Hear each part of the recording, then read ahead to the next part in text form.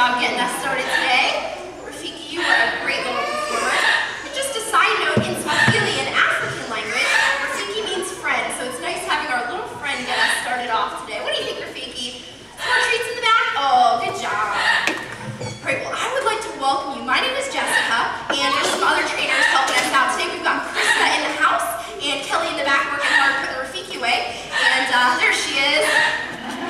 All right, we'd like to welcome you to our Flights Up the North Shore Birds, Myths, and More Free Flight Bird Show. So what you can expect today is to see birds flying right over the tops of your heads, and at the same time we're going to focus on some of those common myths and misconceptions that you've probably all heard about birds. So we'll start with probably the oldest one in the book, and it goes like this. If you find a baby bird on the ground, you've always been told you're not supposed to pick it up and put it back in the nest, because the parent birds will smell your human scent on it and they won't come back and take care of the baby. How many of us have heard that before? Everybody. Right, okay, but the truth is, birds have little to no sense of smell at all. So most likely, if you put that baby bird back in the nest, the parents would never even know you had touched it and go on taking care of it just fine. So, an old wives' tale. But just like every rule, there are exceptions. And in the bird world, one of the exceptions is a species of vulture found right here in North America. Now, can anyone out there tell me what vultures like to eat? Anybody know? Meat? Specifically, dead meat. The vulture's motto is the deader the better, right? They carry in dead meat, so a sense of smell really helps them out because everybody knows how stinky dead meat is. No, we don't have a turkey vulture to share with you today, but we do have a pretty close relative. We have a black vulture, and her name is Sarabi. Watch this skull right up here. She's going to show you just what a good flyer she is. Giving you a nice close look. Yeah, you guys are going to enjoy this. Yeah, that's right. Good job, Sarabi. One more flight. So much fun. Here we go, Sarabi. Good job.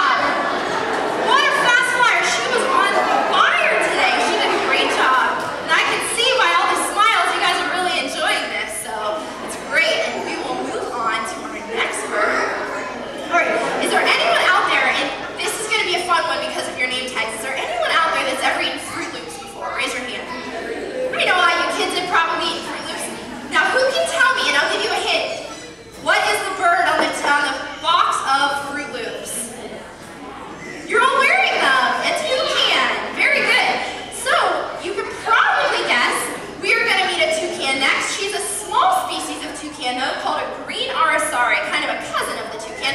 Watch that stump right over there. We're going to meet Beatrice, the green arisari. Right. And so now, what I want to do today is prove how lightweight birds are compared to other animals. They weigh so much less, and we're going to prove that. Is there anyone in the audience that wants to come up on stage and have Beatrice land on their arm? You have to be a really brave volunteer. Are you going to be a brave volunteer? You want to come on up here, young man? Perfect. You look nice and brave. What's your name? Elliot, nice to meet you. Okay, now this is what you're going to do for me. Can you please do your best impression of a blueberry bush?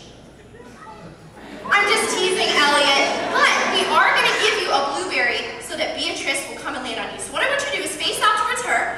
You're doing perfect. Now put your left arm, this one out to the side, straight like this. Oh, she came a little bit early, but do you feel how lightweight she is? You did a great job, and we have something for you today, Elliot, for being such a wonderful volunteer. We have a photo button of Beatrice.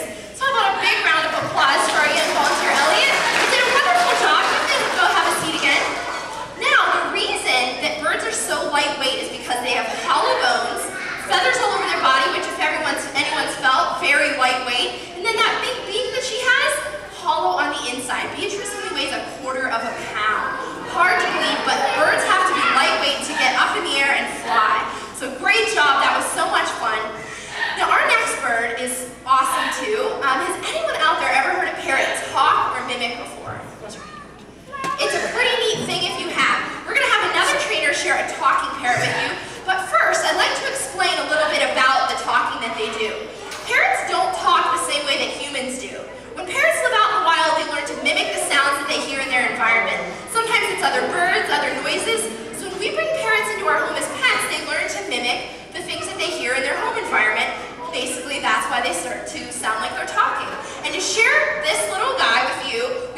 Krista, and Max is a yellow-naped Amazon parrot. Quite a good talker. Alright guys, can you hear me okay? Excellent. Alright, well like Jess said, this is Max, and he's a yellow-naped Amazon parrot. He's lived his entire life around people, so he's learned to mimic quite a few sounds, and it sounds a whole lot like talking. We're going to see if he wants to share some of those as soon as he's done babbling up here. I don't know if you guys can hear that babbling he's doing. We call this phone conversation. But anyway, so we've got a great crowd out here, Max, so can you tell everybody hello? Can you tell everyone hello? He's pretty excited to see you guys. Can you tell everyone hello? Hi. Very nicely done. All right, Max, they're also quite the lovely crowd, so can you give everyone a great big kiss? All right, now he's got something pretty cool for all you ladies out there as well. Hey, Max, what do we say to the pretty girls?